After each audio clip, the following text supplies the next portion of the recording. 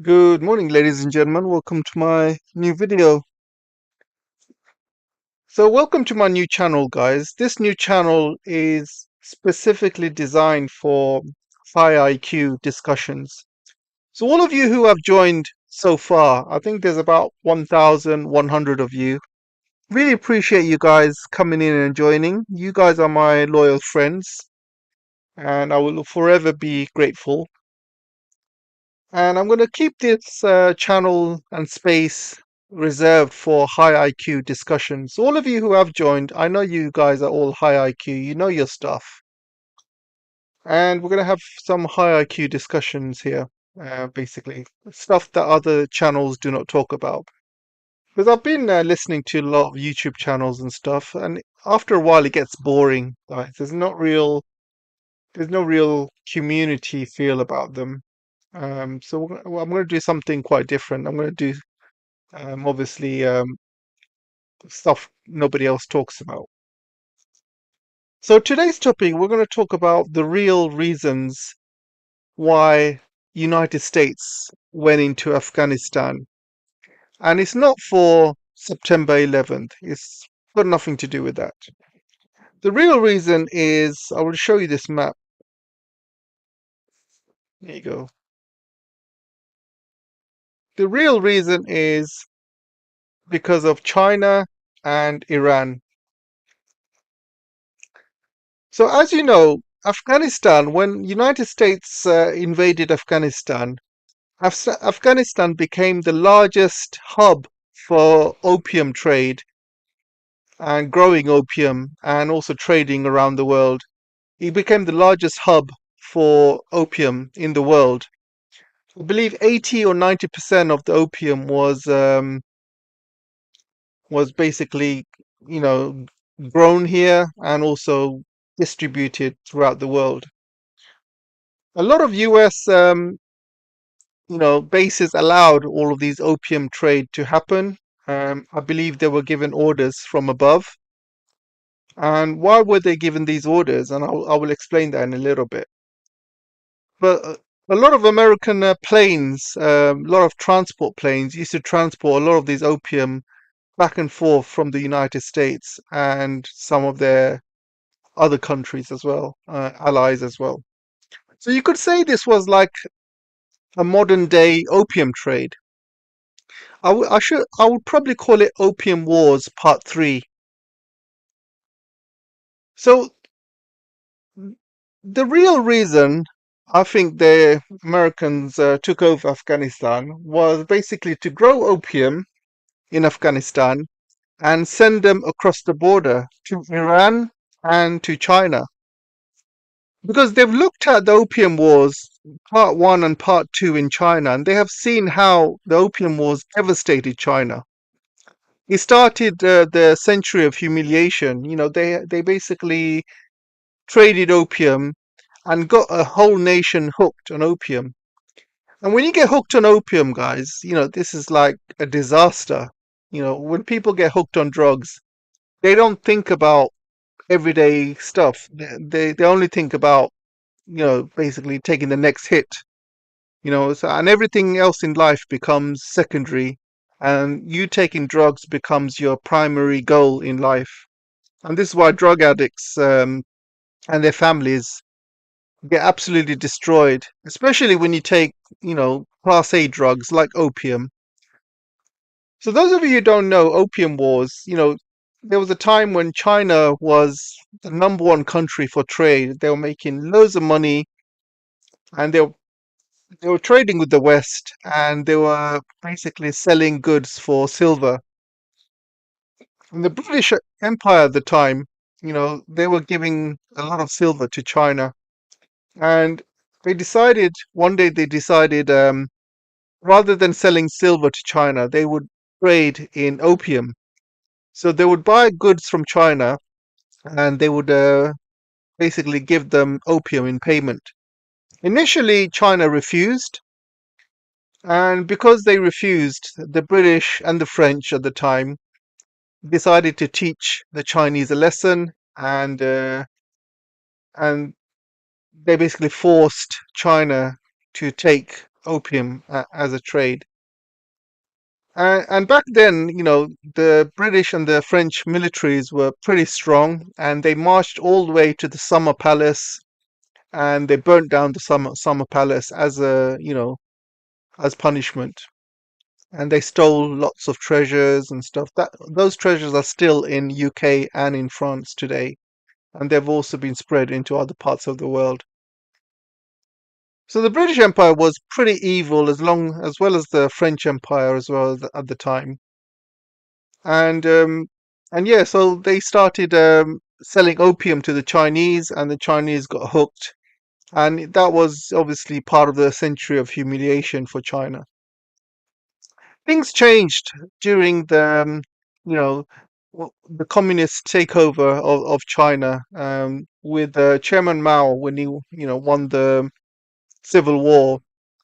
A lot of the people who were trading with opium were parts of the Kuomintang party, Chiang Kai-shek, because he was allied with the West, and he was doing all sorts of trade, and especially opium trade with the West. So when he got driven out, a lot of the opium trade stopped going into China because China had huge sanctions after that.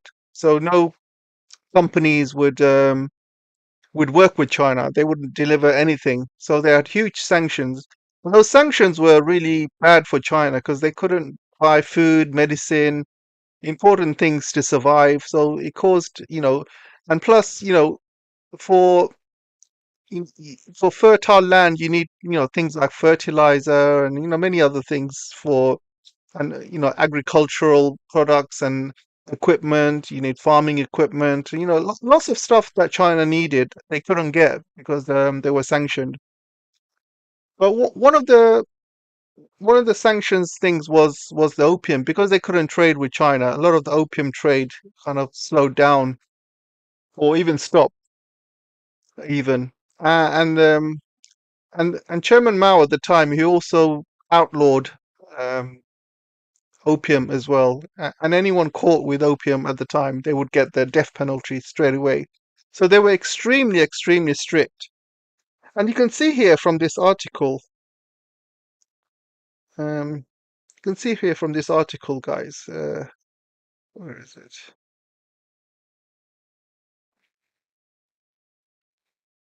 Yeah, so this article was created in 1973, and it says how China solved the drug problem. And they mentioned obviously the Opium Wars, and they mentioned it basically started stopping around 1949, 1950, when the Chinese Communist Party at the time, I should say the CPC or the People's Republic of China, as you can see from this article here in this paragraph.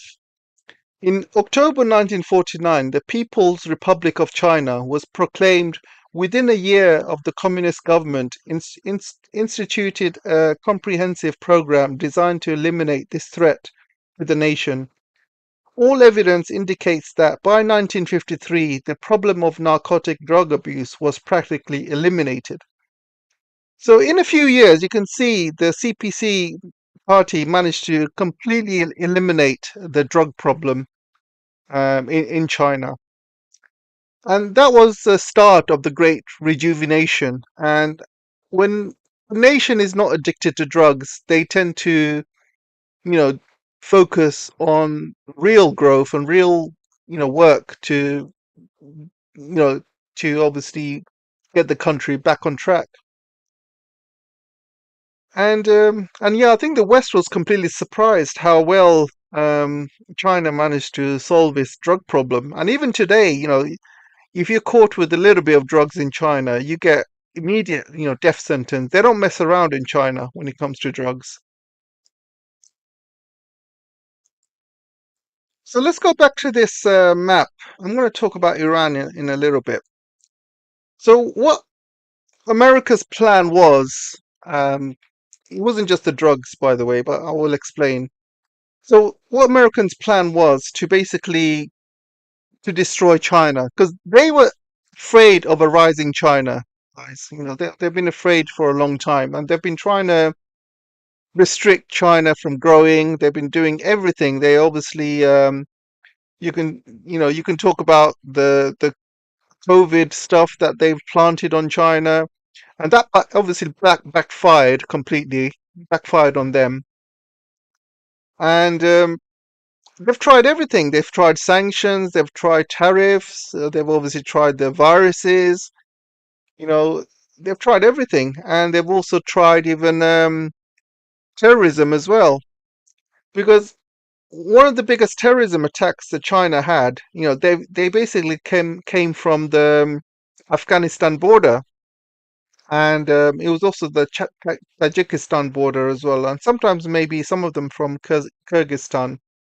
So you basically had these Uyghur terrorists basically coming into China and causing all sorts of havoc.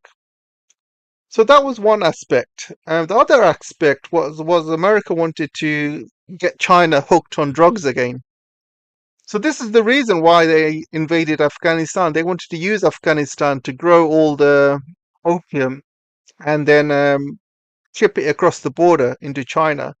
However, China was well aware of this plan by the Americans. So what China did, they blocked the border completely, and you can see. So they blocked the border not just for the terrorists that couldn't, come through, but they also blocked it for any narcotics and stuff like that. And even to this day, this border is still closed. And even Afghanistan have been begging, China to open the border, but China still has not, agreed. They have refused.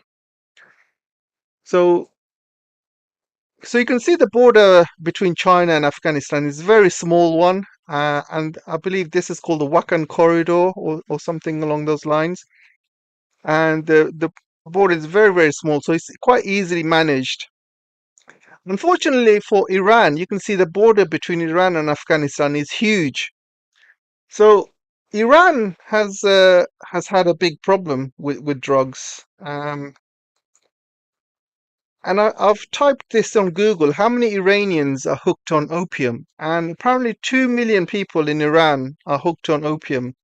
2.7% of the population is hooked on opium. So 2 million people, that's a lot. That's a lot of people in Iran to be hooked on opium. It's a huge, huge number, and it is a problem, guys. And because of this border, it's become very, very difficult to basically manage this border because the drug trade can easily come through. Luckily for Iran, Afghanistan, the Taliban took over Afghanistan. When Biden was in charge. And I think it got very, very expensive for America to stay in Afghanistan, and it got too expensive for them to even keep. And I've been reading some, Afghanistan stories from Afghanistan, from the Taliban. And I read this book the other day. Basically, the Talibans were talking about how they would outsmart the Americans. So what they would do is they would get one guy in like sitting on the mountains, and when there's an American envoy coming through with cars and tanks and Humvees and things like that. So one guy would basically take one shot. He would try and take one shot at the Humvee, and then this guy would just run away. He would not stay. He would just run away. He would just take pot shots, and there would maybe be another guy taking another pot shot. And what the Americans would do, they would order airstrikes. Because they obviously don't want any. They don't want any casualties, so they would order airstrikes, and they would these airstrikes and bunker busters and all sorts of like expensive missiles and bombs blowing up these mountains, and they would spend up to $500,000, just bombing these mountains. and they were, and the Taliban used to do this all day, all night, basically.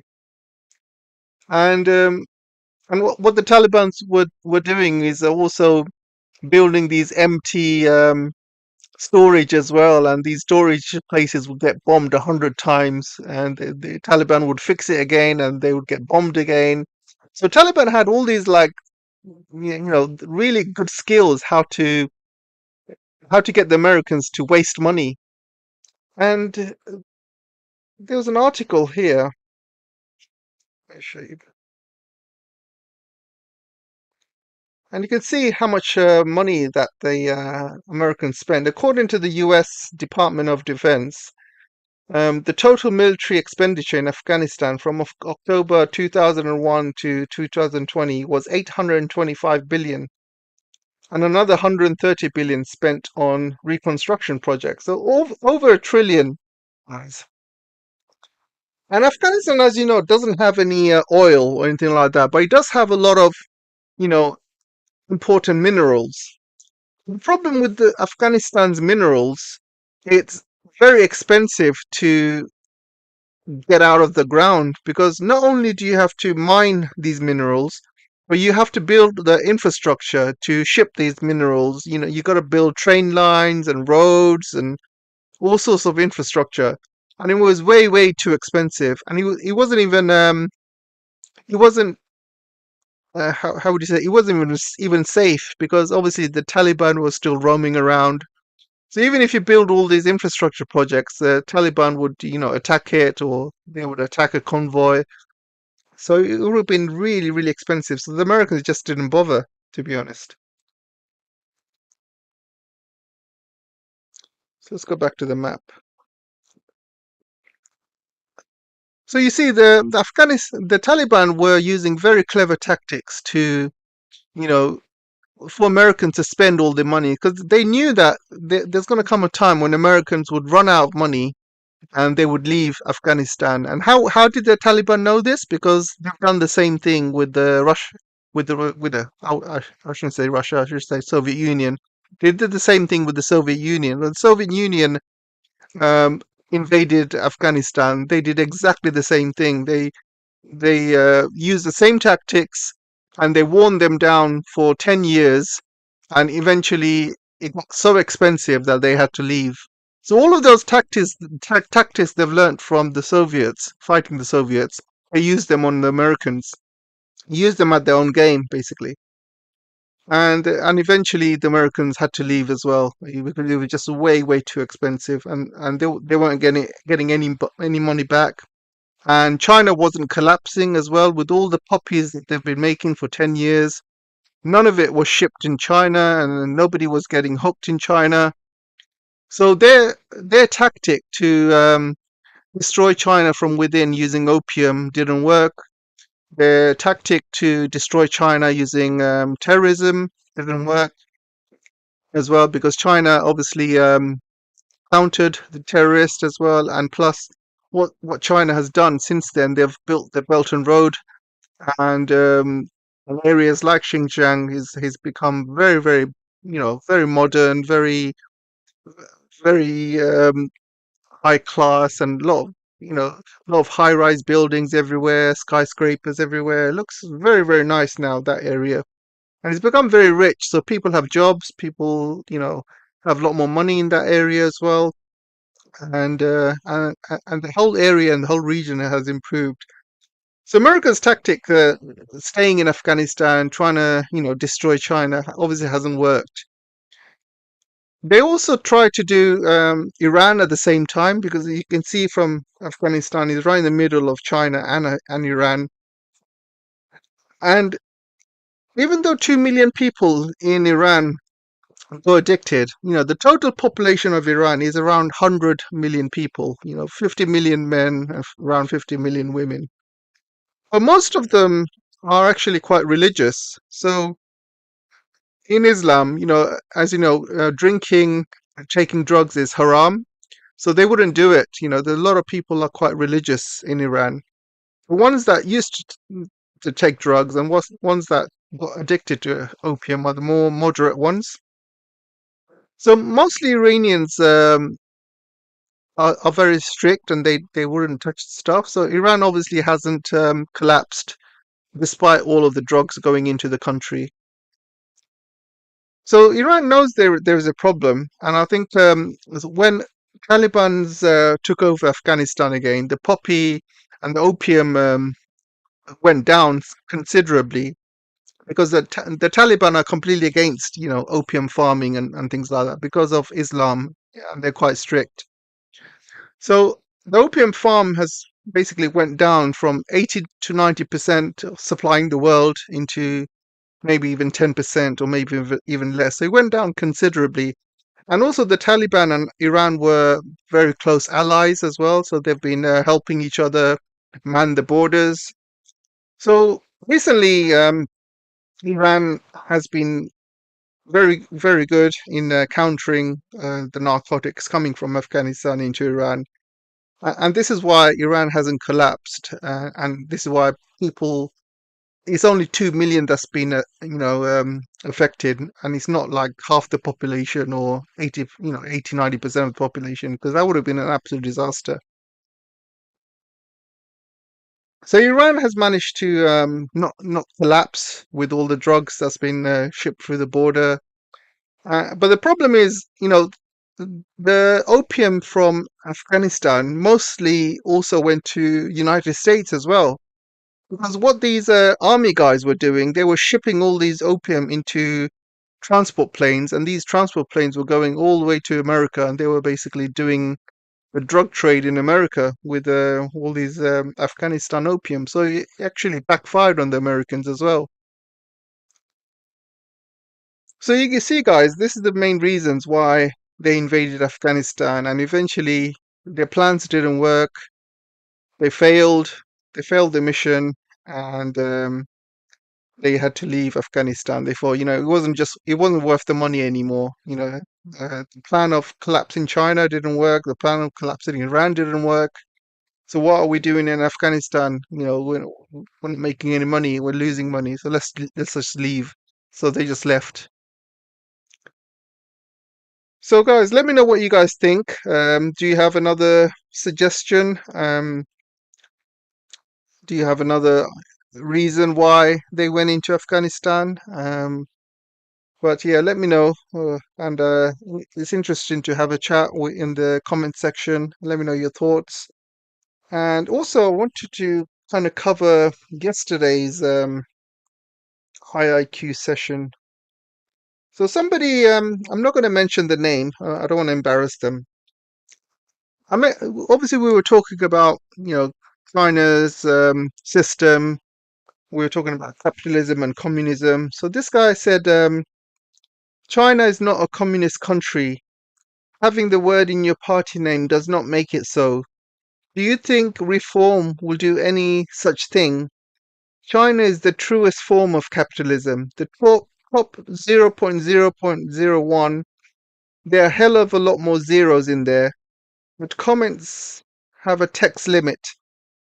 Runs the business called China. So I stopped reading after that, basically. He goes on, he blabbles along rest of it, but the rest of it doesn't make any sense. You know, you're welcome to go and check if you want, but it's basically lies and propaganda, the rest of it, guys. He's just slandering China. He obviously doesn't know much about China. So I just got bored after reading the first paragraph or so. So the first paragraph, he said, China is not a communist country. Having the word party does not make it so. So I replied to him, basically, I said, look, man, this is just cope. You people have been saying China will collapse, and if China did collapse, you would have blamed communism. So what I'm trying to say is, you have a lot of people like this. They are on these, anti-China, you know, channels, and there's a lot of them on YouTube. If you guys remember all these channels that were coming out at the same time saying China's going to collapse, China's going to collapse, 7 days to collapse, 10 days to collapse, China's going to collapse in 0 days. There were hundreds of these channels, guys, hundreds of them, and there was hundreds and thousands of people, commenting, liking these channels. and they were really popular. Very, very big channels, bigger than mine. Like, we're talking about hundreds of thousands of followers, basically spreading lies and propaganda about China. And all of them were saying that China is going to collapse. All of them. So this guy is probably from one of these channels. So if China did collapse, right? If China did collapse tomorrow, people like him and many other anti-Chinese people, they would all blame communism. They would say, "Oh, China is a communist country. That's why it's collapsed. That's why it's collapsed. You're down with communism." That's what they would have done. Because China is succeeding, because China is winning, because China has a better system than the West. They're basically coping. They said, "Oh, China is not communism. China is capitalism. It's not communist at all. It's capitalism." So when China wins, it's capitalism. But if China loses, it's communism. Can you see what they're trying to do here? So that's what I was trying to say to him. And I said, you people basically you just don't know what you're talking about. And also, like, you people are the first to celebrate. If China ever collapses, you will be first to celebrate and just blame communism for it, because that's what they do. And I didn't go into much more detail because at the end of the day, guys, you know, anyone that knows China knows that China is not fully capitalist, right? China's system is unique. It's socialism with Chinese characteristics, and obviously there are elements of capitalism. We know that. We know there's elements of capitalism in China, but it's not fully capitalist. For example, you know, companies do not have the full power like they do in United States, right? People like Jack Ma, Alibaba, they don't have the same level of power like they do in America. America corporates run the country. In China, they don't. And if China was a capitalist country, why do you have the world's biggest companies from America coming to China with the begging bowl? Why are they coming to China with the begging bowl? Because they're coming because they want China to open up. So that means China is not opened up to them. If it was a capitalist country, they would have been fully opened up. And if China did open up fully, they would have, they would have had the same treatment as what Soros did to Asia and to Russia. They would have collapsed China. They would have stolen all that money. And also, China has raised 800 million out of poverty. What other country has done that in the West? And China's protected its valuable resources, valuable companies, is protected its valuable industries. The valuable industries are things like water, sewage, high-speed rail travel, education, healthcare. All of this stuff, is not privatized. And what does the West do? They privatize everything. There's certain elements of capitalism. I agree. There are rich people in China, but they don't have any power. It's capitalism with controls. Capitalism controls, and but it's mostly socialism because you don't get 800 million people out of poverty, and you don't spend all your money into infrastructure. China's doing. If it was a capitalist country, because otherwise, if it was a capitalist country, then all these organizations and companies would keep that money for themselves, share it with their shareholders, make profits, make money, and the people at the bottom will not benefit. This is exactly what's happening in America. There's only a small amount of people making the money in America, and everyone else is living paycheck to paycheck. Same in India. In India, there's like 10 families making all the money in India. One family, the Ambani family, makes 10% of the Indian GDP. Everyone else is living in poverty, literally. I mean, this is pure capitalism. This is why capitalism destroys countries. And there doesn't seem to be any source of capitalism control. And why would there? Why would there be any capitalist controls in the West? Because it's the corporations that run everything. It's the rich and the billionaires that run everything. They buy the politicians, they buy elections, they put whoever's in charge in power, they force their policies. I mean, look at America, look at APAC. Literally, on APAC is Israeli owned, and 100% of Congress is pro-Israel. Israel first. Recently, they got Thomas Massey out of power. They just the money in and got these unknown guy to unseat him. Is that what you call democracy? Is that what you call capitalism? It's basically, these companies are just buying their way to do whatever they want. And look at that EP guy. Yep, I can't say the full name because of YouTube, but this billionaire guy who's literally been doing all sorts of stuff with the rich and powerful people like Trump and all the famous actors, actresses, anyone rich and famous. He's organized these elite parties and doing all sorts of crazy stuff in there. These people run America. These people run these Western countries, and it's the people who are brainwashed into thinking that capitalism is the best. This is how they keep people quiet. This is how they shut people up so they don't rise up. If they make them feel that there's no better system, that they make them think that, oh, capitalism is the best. We will, you know. So these people, they work, they give half their salaries to tax. They don't complain where all their public services are sold off. They get no education, no healthcare, no benefits whatsoever. But they don't complain because they think capitalism is the best. It's because they've been brainwashed from a young age. And this is why they've been trying to, keep China down. They put so much money into bashing China. All the media just bashes China all the time.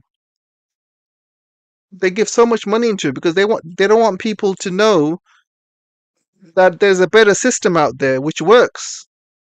Because if they did, you would see people rising up and rioting everywhere in the West. Anyway, that's all for now, guys. Let me know what you guys think, and I'll see you in the next video. Take care for now.